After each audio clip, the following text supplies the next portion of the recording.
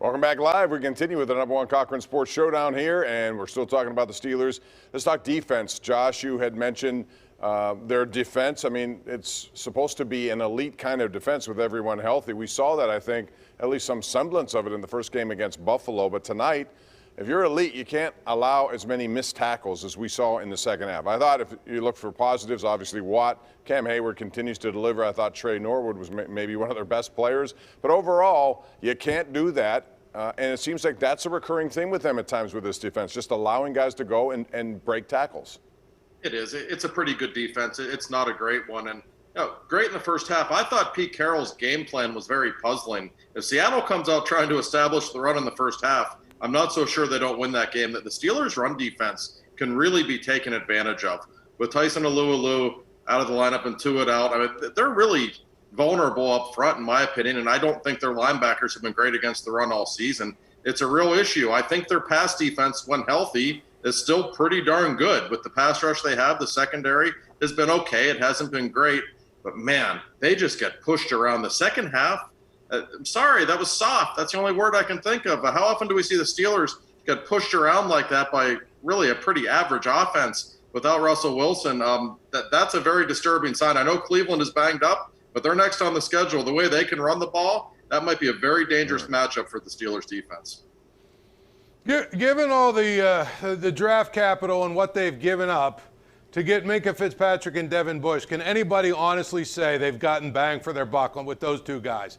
If you go up 10 spots to get a guy in the top 10 or whatever it was with Devin Bush, you've got to get more than a guy who's a serviceable player who seems to make the plays that he's supposed to make.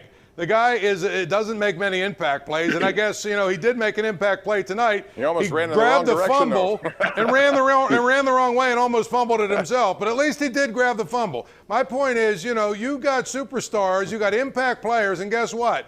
Impact players do what T.J. Watt did. Okay, I've had enough of this. I'm winning the game right here with a sack and a strip sack, and that's the end of it.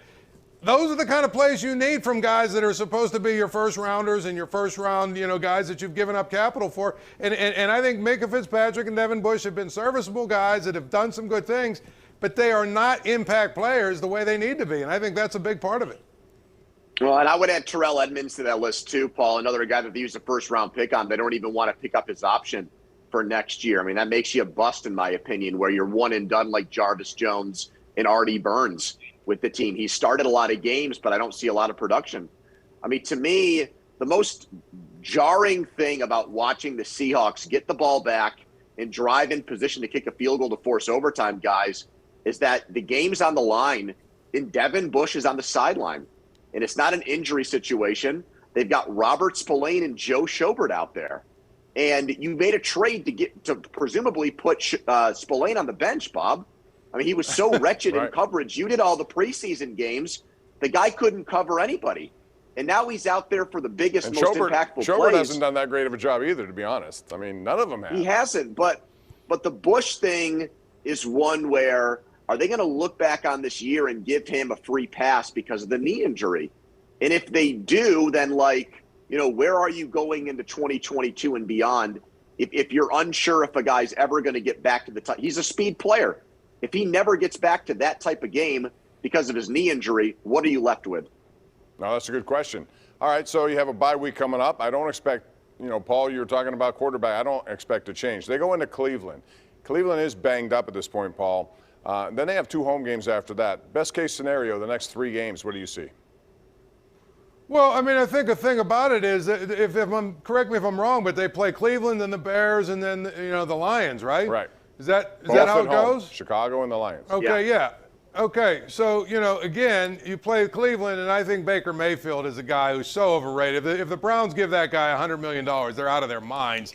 And, if they're still missing Chubb and some of the other guys, I mean, that's a game that they could possibly win, I guess. The Bears, to me, I mean, they are what they are, and the Lions are horrendous.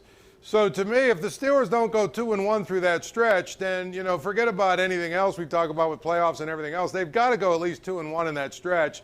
And I'm not sure which game you say, well, I guess losing against the Browns on the road would not be a horrendous loss. but I just don't know that the Browns are as good as everyone thought they were. So they got to go 2-1 if they're going to make the playoffs in this next 3 games. Yeah, if I were to look into my crystal ball, Bob, I would say they probably will go 2-1.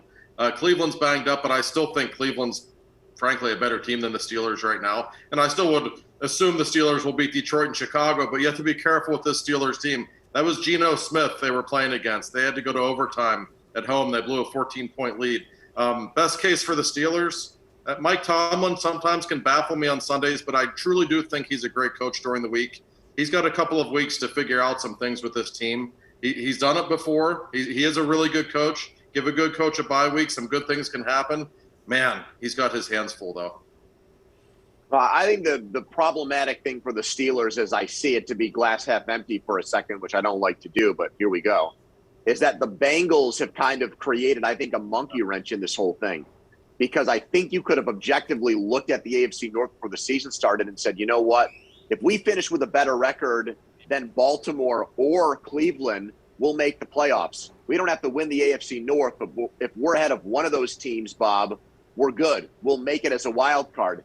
Now I don't know, because Cincinnati's already come in here and beat you. Right. So that's a whole different situation now. You know, they blew out the Lions today, which I didn't think they'd do. I thought they were the same old Bengals. They'd slip up and fall against a bad team.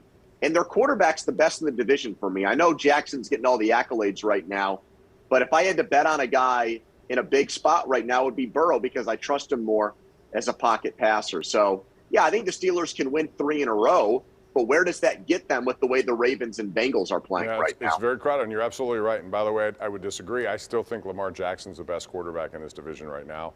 We can debate that on another day, because we're out of time here. When we come back, we're going to talk about Pitt, because they're ranked and they have a chance to do something that they haven't done in a whole long time. That's next when we continue right here live on the #1 Cochran Sports Showdown.